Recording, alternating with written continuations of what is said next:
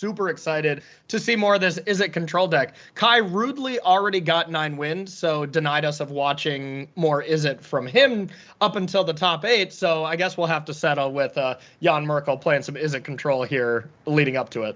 I like this deck a lot. Yeah, me too. I'm not as partial to airborne noodles as you are. I don't like Yorion quite as much as you do, Corey. But I mean, I don't think anyone does, to be honest. It certainly raised some eyebrows amongst Corey's friends and family. He does really. I mean, I don't know, man. I think the tattoo was a little too far, but you really, really like Yorion. Anyway, I'm sure you're pleased to see it added to this Izzet control deck, and it's kind of changed the texture of the deck a little bit, hasn't it? Yeah, it really has. You know, it's just I can just picture the whole testing team with Izzet just thinking I really liked what was happening with this as a control deck before, just wanted a little bit more card selection. And Omen of the Sea is the perfect thing. And once you add Omen of the Sea, it's pretty much required by law to put in Yorion because they worked so well together. And that seems like the building blocks of the decisions to add 20 cards and make it a Yorion deck. But I mean, here, plain and simple, you start with 8 cards. Start with 8 cards instead of 7, and that is a huge advantage, whether it's Lurrus, whether it's Yorion, any of the companions, really. I'll tell you what, it's not a huge advantage here. Is Sebastián Pozzo having a mulligan now to 5. That's brutal, although it's a decent 5. Yeah. I mean, you've got to say it's a decent-looking 5 here. He's going to be able to play Prosby and continue to develop his mana here. Ranger class, a nice aggressive option as well. May go for that instead. Get on the front foot here. This is how you beat control with nice aggressive starts there, and can play the Selfless Savior as well, of course, after the Wolf has entered the battlefield here. So, you know, this would be, Corey, a fantastic start if Pozzo had 3 cards in hand rather than 1.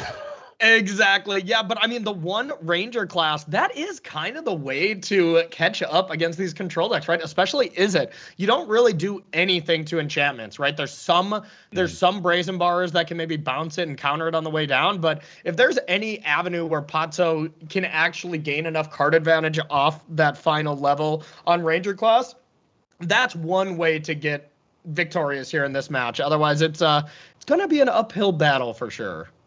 Interesting decision here for Pozzo. He can play the Prosby and then immediately activate Ranger class, right? And instead just goes for the activation, not exposing the Prosperous Innkeeper to something like a Cinderclasm, and instead an attack with everything, and safe enough to put the counter on the Wolf here, even in the face of a very probable stomp because of that Selfless Savior. Yeah, absolutely. And I love this play here too. Playing Prosperous Innkeeper, getting that extra power on the battlefield, not great, especially against a deck that has a lot of Cinderclasms. So you're just kind of asking for it at that point. But just being able to just level up Ranger class and make sure every single turn that you're getting that value and then start playing your spells, especially when you're this low on resources, you really got to soak up every single edge and resource that you can get. Tough though, the Bone Crusher Giant now coming down. It can just block the Wolf with impunity. And you know, Ranger class, the only way to put counters on your creatures is by attacking with them. So this Wolf isn't getting through the Bone Crusher Giant without a fight. We're going to see an attack, an offer of the trade. And it's an offer that I think Merkel is going to be very happy to accept here. All he wants to do is slow down the game. He knows he's going to run Pozzo out of resources very, very easily indeed. He's got lands for days. He's got interaction. He's got card selection. Things looking very good for the German player here. But of course, Pozzo, he's still got a little bit of stuff to play. He's still got a few tricks left up his sleeve. A Seeker's Chariot into Kenrith would be quite a curve. Yes. And even, you know, with a disdainful stroke here, Merkel, it's not a foregone conclusion. Yeah, absolutely. And all Merkel is thinking is just, okay, what kind of sequence of plays do I lose to? And that is just, well, if Winota were to resolve next turn, you get a trigger, you could flash in Kenrith or something like that. That's a nightmare scenario.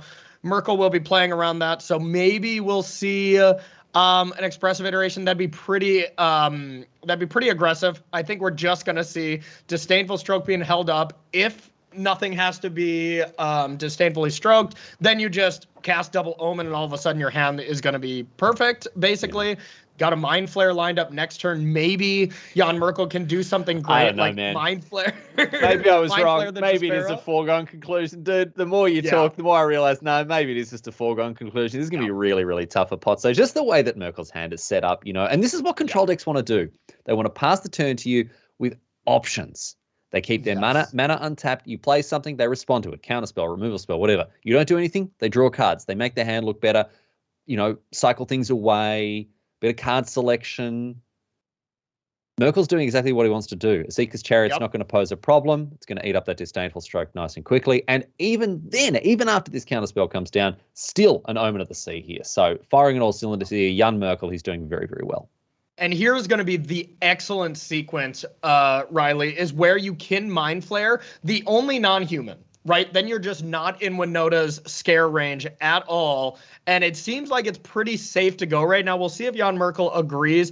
You are a little vulnerable to something like another Azeka's Chariot, like a Kenrith. So it does come with a little risk, but you also just take a source of mana as well from Pozzo.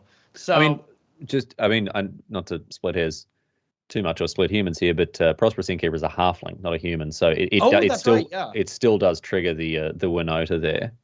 Yeah, excuse me. Yeah, that makes this a lot safer. But Mind Flayer in this situation is still absolutely tip top. I've loved this card, man. I love seeing Mind Flayer. Oh yeah. Rusted on D&D fan that I am. I want to see all the AFR cards doing as much as they can, and I'm glad to see that Mind Flayers, they're so gross, man. They eat your brain. It is so gross, and we might even see something like where Sebastián Pozzo tries to cast this Kenrith, and Jan Merkel's like, I love the fact that I was going off in a flavor perspective, talking about how gross Mind Flayers are because they'll literally like eat your brain, and Corey's like, oh yeah, the card's gross, it's disgusting, it's so powerful. It's like, all right, Corey, it's not. All right, nerd. That's not where I was going with it. But it is true. It is true. And, if you're snagging, as you say, something powerful like a Kenrith, Mind Flayer, I don't know, man. The card does a lot of work. I've been really impressed by it. Yeah. Hey, that's the joy of this awesome D&D set is we can enjoy it in very different ways. But the plain and simple fact is we are both still enjoying it, buddy. We're both still enjoying it. Now, listen here. Okay. Mr. Positive. There's only one correct way to enjoy things, and I won't allow anyone on the internet to enjoy something in a way that it isn't the way that I enjoy it. Oh, okay. Perfect. All right, Ranger class going up to level 4 here. Seems like a smart play. Ooh, an Ox on top is not bad. No, it's not bad. A great way to refill the hand here if it ever comes to that. But look what Merkel's sitting on here. All sorts of business. Essence Scatter, saw it coming. Mind Flayer as well. I think there's still an Omen of the Sea hanging out on the left-hand side of the hand. And the Haymaker, the powerhouse. Sea God. We could have saw this field take out the layer as well to stop the Ox, but just not really needing it.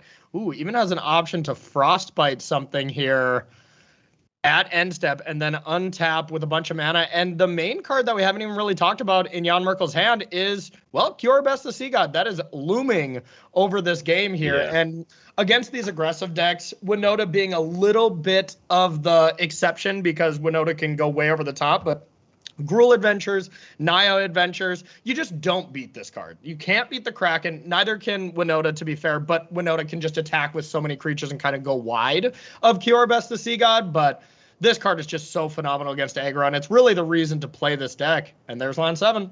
Yep, keeping the mountain on top in order to play the 7-drop next turn. And in the meantime, you've just got a couple of, you've got your counterspell ready to go. You've got your sword coming. You could play the Mind Flayer here and take the Prosby, but you don't really need to. Worst case scenario is you're playing, a sword coming to get rid of the one card that's in hand. I suppose the potential for a double spell with a Ranger class is there. We know it's an Ox. Merkel doesn't know that. Yeah, that's true. Just a handful of note to quote Ailey.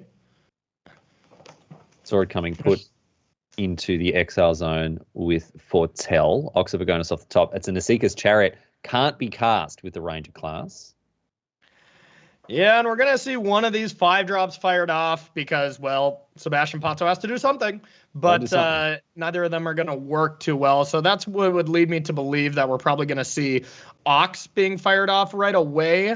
Because at least if that gets countered, then it's in the graveyard. Maybe it can escape later. I don't think it's really going to come to that stage of the game where we're going to go so long that escaping Ox is going to really come into play because next turn we just have Cure Best the Sea God available, and that's going to make some quick work of this game.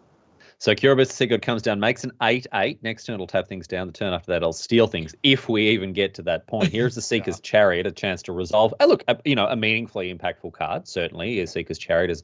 It's a nice point to be able to put this sucker down here. But is it going to be enough? Probably not. Probably not. And a nice reminder here, that would put Sebastián Pozzo at 5-5, having to win the last 2 matches to even have a chance. And Jan Merkel with 7 wins, putting himself in a great position to not only just get 9 wins, but maybe luck out at 8 wins and stuff too. So a huge match here this late into this Rivals Gauntlet. So Merkel, considering what he wants to do, he's got a Mind Flayer, and he's going to play it as well. Let's see what he grabs. It's going to be the Prosperous Innkeeper by the look of things. Nick that for himself. And in comes the Kraken for 8. So Pozzo now, doesn't have white mana. So yeah, very little he can do. There are very few game actions that he can take at this point. He can activate the Lair to wake up the Hydra, but even then he's taking, a minimum of 5. Yeah, and I believe there's a Hall of the Storms Giants and Chapter 3 of Kyribus the Sea God to just take the Lair. I believe you can take lands. Yeah, of course. He can actually just steal the Lair here and now with the 3rd chapter. And because that costs no mana, of course, activating the Hall of the Storm Giants would be more than enough here for Jan-Moritz Merkel to take out the game and the match. 2 games to go in straight sets here for the German, putting Pozzo in a very tricky position indeed. But hey, Merkel will be happy. His onslaught towards the top 8 continues as